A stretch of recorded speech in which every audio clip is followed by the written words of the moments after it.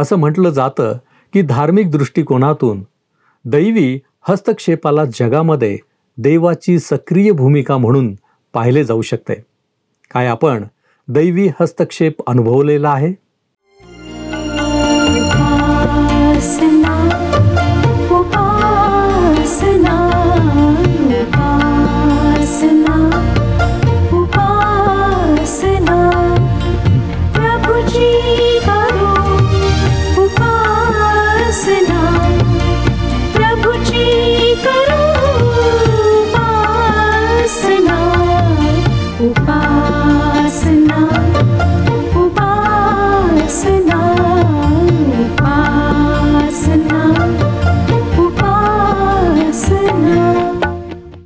प्रभू येशू ख्रिस्ताच्या मधुर नावात आपणास सलाम. उपासना कार्यक्रमामध्ये आपले हार्दिक स्वागत. प्रियांनो, काय आपणास असे वाटते की देवाचा हस्तक्षेप मनुष्याच्या जीवनामध्ये असावा? हो, हे खरे आहे की मनुष्याला अनेक प्रकारच्या गोष्टींना तोंड द्यावे लागते. अशा वेळी सर्वच गोष्टी आपल्या अपेक्षेप्रमाणे होतातच असे नाही. परंतु देवाला जर आम्ही ओळखले असेल तर आमची सुटका देव करतोच हा विश्वास आम्ही बाळगणारे असतो. आम्ही हेही विसरू नये की देव हा न्याय करणारा आहे.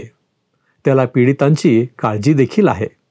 प्रियांनो, या गोष्टी आम्हाला आजच्या अध्ययनात पाहायला मिळणार आहेत. म्हणून वेळ न दवडता आपण आपल्या अध्ययनाची सुरुवात करूया.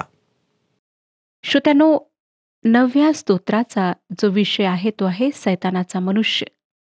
आम्ही पर्वताच्या शिखरावरून दुसऱ्या बाजूला आता खाली उतरणार आहोत, ज्यात 7 स्तोत्रे आहेत, जी आम्हाला भविष्यवाणीची गोष्ट सांगतील. अंतिम काळात वाचलेल्या यहुद्यांच्या छळाची झलक आणि पापी मनुष्याची झलक जो ह्या पृथ्वीवर अजून प्रगट व्हायचा आहे, त्यात आम्हाला पाहायला मिळते. स्तोत्र 9 आणि 10 फार घनिष्ठपणे जोडल्या गेल्या आहेत.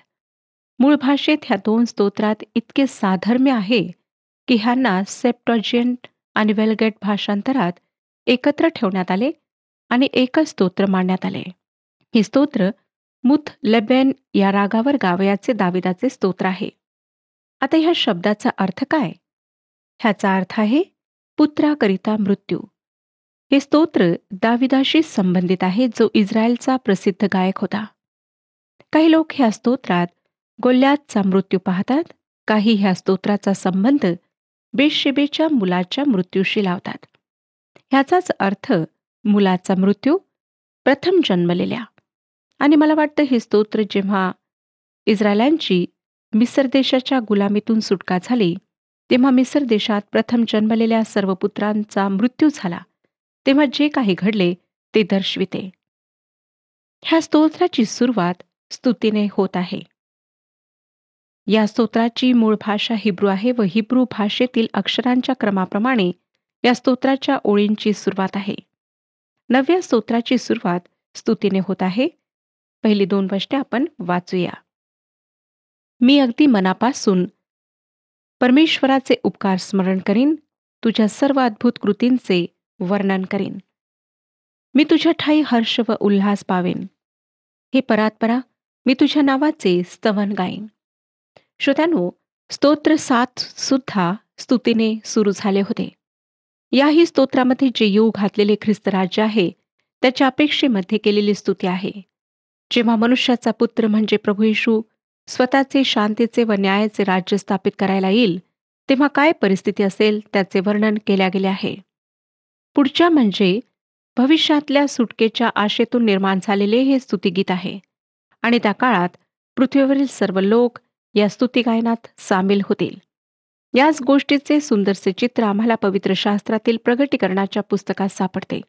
त्यामध्ये इस्रायल देशातले अनेक विश्वासणारे व 24 वडील देवाची मोठी स्तुती आराधना करीत आहेत असे चित्र रेखाटलेले आहे. स्तोत्रसंहिता 9 अध्याय 3 आणि 4 वचनात दावीद काय म्हणतो ते आपण वाचूया. माझे वैरी मागे फिरले की ठोकर खातात, तुला पाहून नाश पावतात, कारण तू माझा कैवार घेऊन न्याय केला आहे. तू यथार्थ न्याय करीत राजासनावर बसला आहेस.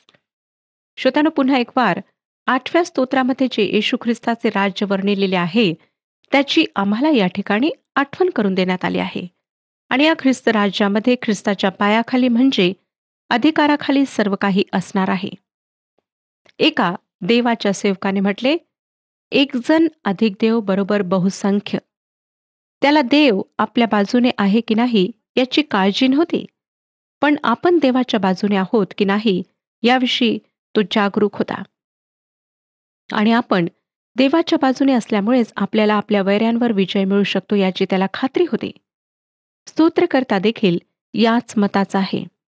म्हणून तो मोठ्या आनंदाने व समाधानाने म्हणत आहे की हे परमेश्वरा, तू माझा यथार्थ न्याय केला आहेस. मी अनेक लोकांना असे बोलताना ऐकते की परमेश्वराने माझा न्याय योग्य प्रकारे केला नाही. माझ्यावर अन्याय होत असल्याचे पाहूनही तो शांत बसला. माझे इतके नुकसान झाले तरी त्याने माझी काहीच मदत केली नाही. हे लोक स्वतःच्या चुकांकडे व त्यांच्या दुष्परिणामांकडे अगदी सहज दुर्लक्ष करून परमेश्वराला दोष द्यायला तत्पर असतात. त्यांना आत्मपरीक्षण करायला नको असते. आणि तसे जर त्यांनी केले तर आपण परमेश्वराच्या किती विरुद्ध, त्याच्या आज्ञेविरुद्ध वागलो हे त्यांना नक्कीच कळेल. परमेश्वर कधीच चूक करीत नाही. तो पक्षपाती नाही व तो न्यायी परमेश्वर आहे.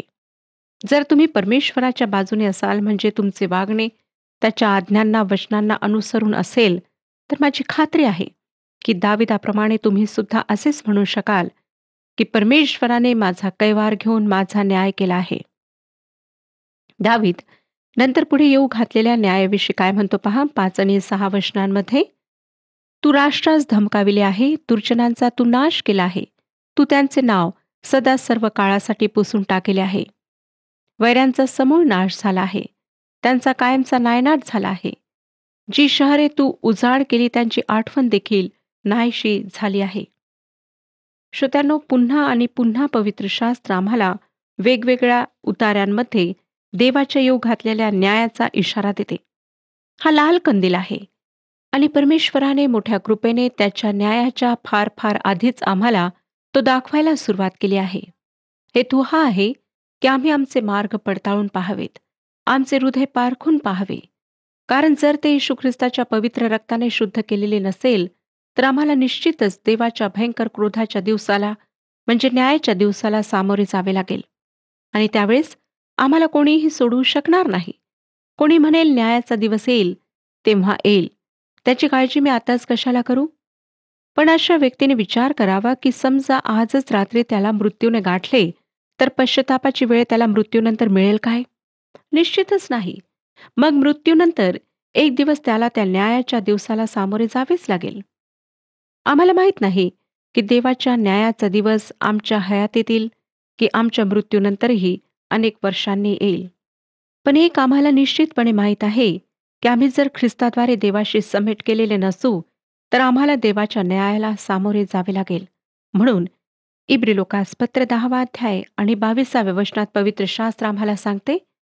इब्री लोकासपत्र 10 अध्याय 22 वचन, म्हणून आपली हृदये दुष्ट विवेक भावापासून मुक्त होण्यासाठी शिंपडलेली आणि आपले देह निर्मळ पाण्याने धुतलेले असे आपण खऱ्या अंतकरणाने विश्वासाच्या पूर्ण खात्रीने जवळ यावे. आमच्या या आयुष्यातच आम्ही परमेश्वराच्या सन्निध चालावे हे आमच्या हिताचे आहे. दावीद या स्तोत्राच्या पुढच्या वचनांमध्ये देवाचे राज्य व नीतिमानतेचे सिंहासन स्थापले पुढे जाईल याविषयी बोलतो. आपण वाचूया स्तोत्रसंहिता 9 अध्याय 7 आणि 8 ही वचने. परमेश्वर तर सर्व काळ राजासनारूढ आहे. त्याने न्याय करण्याकरिता आपले आसन स्थापिले आहे. तोच जगाचा यथार्थ न्याय करेल. तो लोकांना खरा न्याय देईल. खरोखर आजच्या युगातल्या अनेक न्यायाधीशांच्या तुलनेत आमचा स्वर्गीय न्यायाधीश किती वेगळा आहे. तो आमचा न्याय विपरीत कधीही करणार नाही व आमच्या न्यायाला विलंबही तो लावणार नाही. होय श्रोत्यानो, हा आमचा न्यायाधीश पक्षपाती तर नाहीच, पण तुम्ही त्याला कोणतीही लाचलुचपतही दाखवू शकत नाही, देऊ शकत नाही. तुम्ही काही अपराध केला असेल तर तुमची केवळ क्षमेची प्रार्थना तो ऐकेल व तशा प्रार्थनेनेच केवळ तो तुमचा अपराध झाकेल. पण तुमच्या दानधर्माने किंवा पवित्र स्थानी केलेल्या वाऱ्यांनी तो संतुष्ट होणार नाही. असली लाज त्याला चालत नाही. त्याला भग्न व अनुतप्त म्हणजे अपराधाविषयी खरोखर पश्चातापी अंतःकरण हवे आहे. केवळ त्याच एका गोष्टीमुळे तो तुमचे अपराध झाकून टाकेल आणि तुमच्यावर झालेल्या अन्यायांचा तो नक्कीच न्याय करेल. म्हणून स्तोत्रकर्ता स्तोत्रसंहिता 146 अध्याय 7 आणि 9 या वचनांमध्ये म्हणतो. स्तोत्रसंहिता 146 अध्याय 7 आणि 9 वचन. तो जाचलेल्यांसाठी न्याय करतो. तो भुकेल्यांना अन्न देतो. तो बंदिवानास मोकळे करतो व यहोवा उपऱ्यांचे रक्षण करतो. तो अनाथ व विधवेला आधार देतो, परंतु तो दुष्टांचा मार्ग उलथापालथा करतो. होय श्रोत्यानो, आजसाठी आणि येऊ घातलेल्या ख्रिस्त राज्यासाठी हे वचन सत्य आहे. परंतु ख्रिस्त राज्य येण्यापूर्वी आमच्या जगाची नीतिमान लोकांची काय स्थिती होईल याची झलक या स्तोत्राच्या काही वचनांमध्ये आम्हाला पाहायला मिळते. 9 स्तोत्र 13 वचन आपण वाचूया. हे परमेश्वरा, माझ्यावर दया कर. मला मृत्यूद्वारातून उठविणाऱ्या, माझा द्वेष करणाऱ्यांपासून मला झालेली पीडा पहा. दाविदाने परमेश्वराला एका सुंदर प्रकारे संबोधलेले आहे. तो त्याला मृत्यूद्वारातून उठविणारा असे नाव देतो. दाविदाचा हा वैयक्तिक अनुभव होता. अनेकदा मृत्यू इतक्या भयानक संकटांमधून, क्रूर शत्रूंपासून परमेश्वराने त्याची सुटका केली होती. केवळ परमेश्वरच आपल्याला मृत्यूमधून सोडवू शकतो हा दाविदाचा विश्वास आमचाही विश्वास होऊ शकतो. पण त्यासाठी नम्र अंतकरणाने ख्रिस्ताद्वारे प्रभू परमेश्वराकडे येणे आवश्यक आहे. कारण मृत्यूपासून आम्हाला सोडविणारी देवाची दया येशू ख्रिस्ताद्वारे आमच्यासाठी उपलब्ध आहे. 9 अध्याय 14 आणि 15 वचने आपण वाचूया. मग मी तुझी सारी कीर्ती वर्णीन. तू केलेल्या उद्धाराबद्दल मी सियोन कन्येच्या द्वारासमोर हर्ष करेन. राष्ट्रे आपण केलेल्या खाचेत स्वतःच पडली आहेत. त्यांनी गुप्तपणे मांडलेल्या जाळ्यात त्यांचेच पाय गुंतले आहेत. श्रोत्यानो, आपल्याला माहीतच आहे की आजच्या मानवाने देवाच्या विरुद्ध बंड केले आहे. आणि देव नाही, आम्ही स्वतःच्या बुद्धी सामर्थ्याने व मनगटातील बळाने जगात शांती निर्माण करू शकतो असं मानवाला वाटतं. आम्हाला देवाची गरज नाही असला त्याचा दृष्टिकोन आहे. परंतु हा आजच्या मानवाचा, जगातल्या राष्ट्रांचा दृष्टिकोन फार फार घातक आहे. ही त्यांनी खणलेली अशी खाच आहे की ते स्वतःच त्यामध्ये पडतील. हीच कल्पना 16 आणि 17 वचनांमध्ये देण्यात आलेली आहे.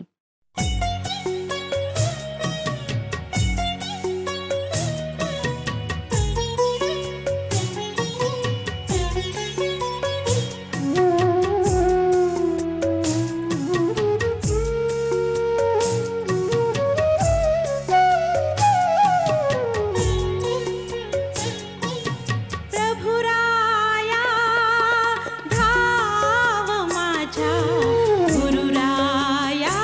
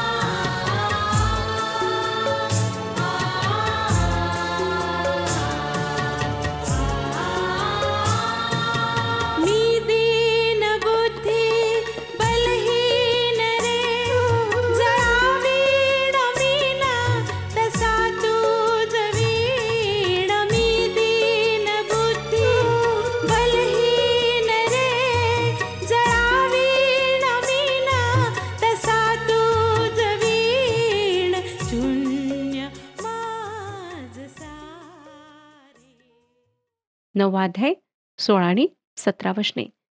परमेश्वराने न्यायनिवाडा करून स्वतःला प्रगट केले आहे. दुर्जनास त्याच्याच हातच्या पाशात त्याने गुंतविले आहे. देवाला विसरणारी सर्व राष्ट्रे म्हणजे दुर्जन अधोलोकात परत जातील. स्वतः प्रभू देव येशू ख्रिस्ताच्या रूपाने पृथ्वीवर येऊन गेला. त्याने स्वर्गराज्याची घोषणा केली. जीवनाची भाकर लोकांना देऊ केली. खरा प्रकाश जगाला दाखवला. तरीही जगाने स्वतःचाच मार्ग अनुसरण्याचे ठरवले. म्हणून देवाचे वचन या वचनाद्वारे आम्हाला सांगते की या जगाचा न्याय झालेला आहे. हे एक फार 16वे वचन हे एक फार विलक्षण वचन आहे. प्रभू येशू ख्रिस्ताने योहान शुभवर्तमान 3 अध्याय 17 ते 21 या वचनात या संदर्भात काय म्हटले ते आपण वाचूया. योहान शुभवर्तमान 3 अध्याय 17 ते 21 वचने. देवाने पुत्राला जगाचा न्यायनिवाडा करण्यासाठी नाही, तर त्याच्याद्वारे जगाचे तारण व्हावे म्हणून पाठवले. जो त्याचवर विश्वास ठेवीत नाही, त्याचा न्यायनिवाडा झालाच आहे, कारण त्याने देवाच्या एकुलत्या एका पुत्राच्या नामावर विश्वास ठेवला नाही. न्यायाचा निवाडा हाच आहे की जगात प्रकाश आला आहे आणि मनुष्यांनी प्रकाशापेक्षा अंधाराची आवड धरली, कारण त्यांची कर्मे दुष्ट होती. जो कोणी वाईट कर्मे करीतो तो प्रकाशाचा द्वेष करीतो आणि आपली कर्मे सदोष ठरू नयेत म्हणून प्रकाशाकडे येत नाही. परंतु जो सत्य आचरतो तो प्रकाशाकडे येतो, यासाठी की आपली कर्मे देवाच्या ठायी केलेली आहेत अशी ती उघड व्हावी. हे पवित्र वचन श्रोत्यानो देवापासून आहे व ते पूर्ण झाल्याशिवाय देवाकडे परत वरती जाणारच नाही. पुढच्या वचनात दाविदाने गरजू लोकांविषयी सुंदर अभिवचन दिले आहे. 18व्या वचनात तो म्हणतो, कंगालांचे नेहमीच विस्मरण होणार नाही, दिनांच्या आशेचा भंग सर्वदा होणार नाही. आजच्या जगाला तर नेहमीच गरिबांचा विसर पडलेला असतो. पैशाचा ओघ पैशाकडे असतो आणि श्रीमंत अधिक श्रीमंत होत जातात, गरीब अधिक गरीब होत जातात. परंतु ख्रिस्त राज्यामध्ये तसे होणार नाही, कारण प्रभू येशू ख्रिस्त हा न्यायीपणाचे शांतीचे राज्य स्थापन करायला येणार आहे. आणि याही काळामध्ये जे त्याचा धावा करतात, त्याची प्रतीक्षा करतात, त्यांना तो आधार दिल्याशिवाय राहत नाही. तो एखादे ऑफिस उघडणार नाही. तो राजांचा राजा आणि प्रभूंचा प्रभू आहे. तो ह्या पृथ्वीवरील कोणाला खुश करण्याकरिता उत्सुक नाही. तो जेव्हा प्रथम ह्या पृथ्वीवर आला तेव्हा पित्याची इच्छा पूर्ण करण्याकरिता आला. आता दुसऱ्यांदा तो स्वतःची इच्छा पूर्ण करण्याकरिता येणार आहे. तो सर्व गरिबांच्या गरजा भागविणार आहे. त्याच्या दयेविषयीचा हा विश्वास व अनुभव स्तोत्रसंहिता 145 अध्याय 14 ते 17 या वचनांमध्ये व्यक्त झालेला आहे. स्तोत्रसंहिता 145 अध्याय 14 ते 17 वचने. परमेश्वर पतन पावणाऱ्या सर्वांस आधार देतो व वाकलेल्या सर्वांस उभे करतो. सर्वांचे नेत्र तुझकडे लागतात आणि तू त्यास त्याचा आहार वेळेवर पुरवितोस. तू आपली मूठ उघडून सर्व प्राणी मात्रांची इच्छा पुरी करतोस. परमेश्वर आपल्या सर्व मार्गात न्यायपर आहे. तो आपल्या सर्व कृत्यात दयाळू आहे. खरोखर आमच्या गरजा मानव नव्हे तर परमेश्वर भागवतो. पुढे आपण 9व्या स्तोत्राची 19 आणि 20 वचने वाचूया. तो म्हणतो, हे परमेश्वरा उठ, मर्त्य मानवास प्रबळ होऊ देऊ नको. राष्ट्रांचा न्यायनिवाडा तुझ्या पुढे होऊ दे. हे परमेश्वरा त्यास दहशत घाल. आपण केवळ मर्त्य आहो असे राष्ट्रांना कळू दे. पवित्र शास्त्र आम्हाला सांगते की राष्ट्रांचा न्याय अजून होणार आहे. मत्ते शुभवर्तमान 25 अध्याय 31 ते 46 या वचनांमध्ये आम्हाला प्रभू येशू ख्रिस्ताने या न्यायाविषयी सांगितले आहे. त्यापैकी आपण 32वे वचन वाचूया. मत्ते शुभवर्तमान 25 अध्याय आणि 32वे वचन. त्यापुढे सर्व राष्ट्रे जमविली जातील आणि जसे मेंढपाळ शेरडांपासून मेंढरे वेगळी करतो तसा तो त्यास एकमेकांपासून वेगळे करेल. 9व्या स्तोत्रामध्ये आढळणारा देवहीन माणूस आम्हाला 10व्या स्तोत्रात सापडतो. असे वाटते की 9व्या स्तोत्राचा पुढचा भाग म्हणजे 10वे स्तोत्र आहे. 10व्या स्तोत्राची 1 ते 3 वचने आपण वाचूया. हे परमेश्वरा, तू दूर का उभा राहतोस? संकट समयी दृष्टीआड का होतोस? दुर्जनांच्या गर्वामुळे दीन दुखाने होरपळून जातो. ज्या क्लुप्त्यात ते योजितात त्यातच ते सापडोत. कारण दुर्जन आपल्या मनातील हवेची शेखी मिरवतो. लोभिष्ठ मनुष्य परमेश्वराचा त्याग करून त्याला तुच्छ मानितो. या ठिकाणी दुर्जनांचे दोन वैशिष्ट्ये सांगितलेली आहेत. एकतर त्यांचा गर्व आणि दुसरे त्यांची बढाईखोर वृत्ती. हे लोक स्वतःला फार महान समजतात आणि त्यांच्या जीवनात देवाला स्थान नसते. स्वतःच्या सामर्थ्याविषयी, कर्तृत्वाविषयी, बलाविषयी ते खूप बढाई मारतात. परंतु त्यांना हे समजत नाही की त्यांचे जीवन, आयुष्य केवळ क्षणभंगूर आहे. ते एखाद्या मातीच्या भांड्याप्रमाणे आहे आणि त्यांनी कितीही बढाया मारल्या तरी वस्तुस्थितीमध्ये ते फारसे काही साध्य करीत नाहीत. या स्तोत्रामध्ये ख्रिस्तविरोधी म्हणजे सैतानाचे चित्र रेखाटलेले आहे आणि सैतानाचा स्थायी भाव म्हणजे गर्व व बढाईखोरपणा होय.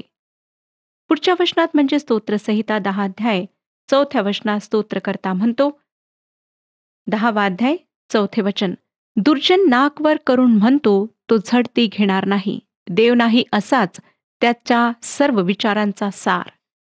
श्रोत्यानो, दुर्जनांच्या मते देव अस्तित्वात नाही, म्हणजे ते नास्तिक असतात. जग जशी विज्ञान व तंत्रज्ञानाबद्दल प्रगती करीत आहे तसे जगाला वाटते की देवाची मानवाला गरज नाही व देव मानवाने स्वतःच्या कल्पनेने निर्माण केलेला आहे. देव व देवाच्या गोष्टी या सर्व कथा कल्पना भाकड कथा आहेत व त्या कल्पनांवर विश्वास ठेवणे मूर्खपणाचे आहे. आणि यामुळे आधुनिक माणसाला देव, त्याची प्रीती, त्याचे येशूच्या रूपात या पृथ्वीवर येणे आणि त्याचे मरण व पुनरुत्थान, त्याचा योग घातलेला न्याय या गोष्टी विश्वासपात्र वाटत नाहीत. परंतु हे मत तर ख्रिस्त विरोधाचे आहे व तो नास्तिक आहे. श्रोत्यानो, आम्हाला ह्या बाबतीत फार सावधान राहायचं आहे, गंभीर राहायचं आहे. दाविदाच्या काळात इतिहासात प्रथमच नास्तिक लोक दिसतात. सुरुवातीच्या काळात नास्तिक लोक नव्हते. जो आदामाला ओळखत होता त्याला नोहा ओळखत होता. कारण हे लोक सृष्टी उत्पन्न झाली तेव्हा अगदी सुरुवातीच्या काळात होऊन गेलेत. तेव्हा देवाचे अस्तित्व नाकारणे त्यांच्याकरिता अशक्य होते. जेव्हा 10 आज्ञा देवाने दिल्यात तेव्हा नास्तिकतेविषयी नाही, परंतु अनेक देवी देवतांच्या बाबतीत त्यामध्ये 2 आज्ञा दिल्या गेल्या आहेत. दावीद नास्तिकतेचा उल्लेख वारंवार करताना दिसतो. ख्रिस्त विरोधी अंतिम काळात नास्तिकतेने भरलेला राहील. गर्व व बढाईखोरपणाने पूर्ण भरलेला राहील.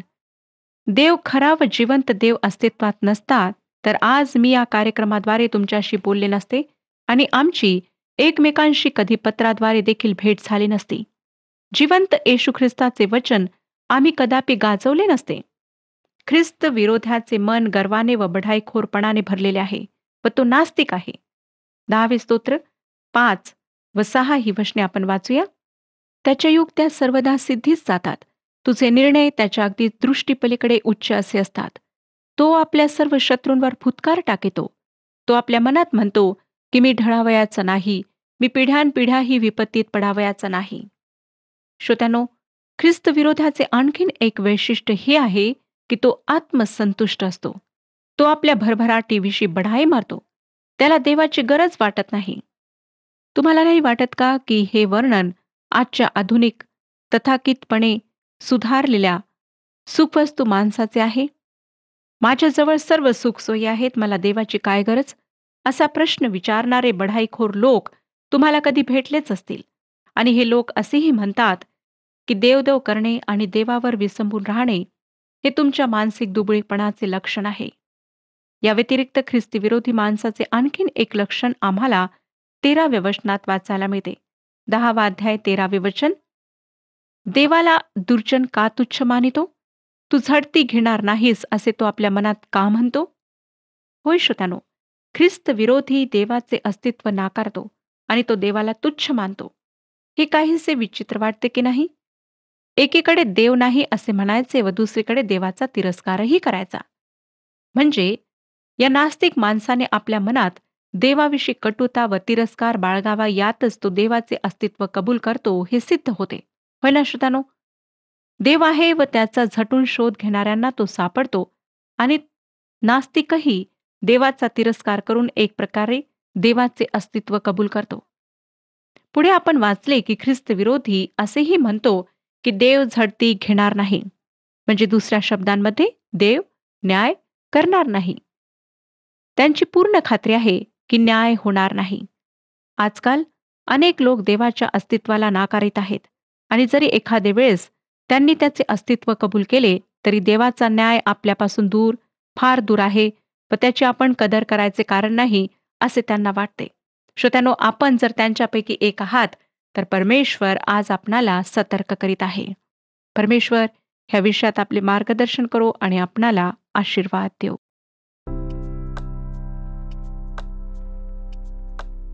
मागील प्रश्नाचे उत्तर आहे ए.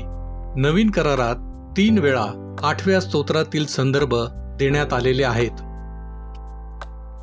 आजचा प्रश्न, देवाला विसरणारी सर्व राष्ट्रे म्हणजे कोण आहेत?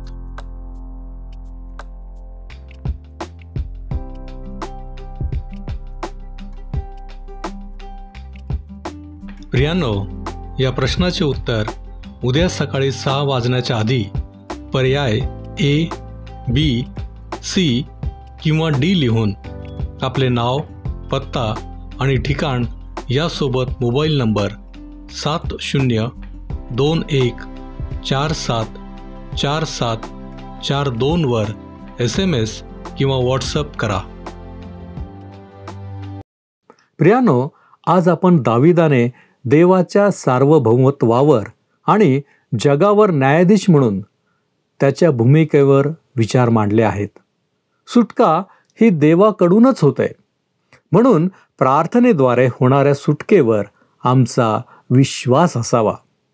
तसेच आम्ही पाहिले की दुष्ट आणि देव यांच्यातील फरकावर दाविदाने कसा भर दिलेला आहे. दुष्टांचा अहंकार दैवी न्यायाकडे दुर्लक्ष करतो. प्रियांनो, काय आम्ही देवाचे सार्वभौमत्व स्वीकारलेले आहे?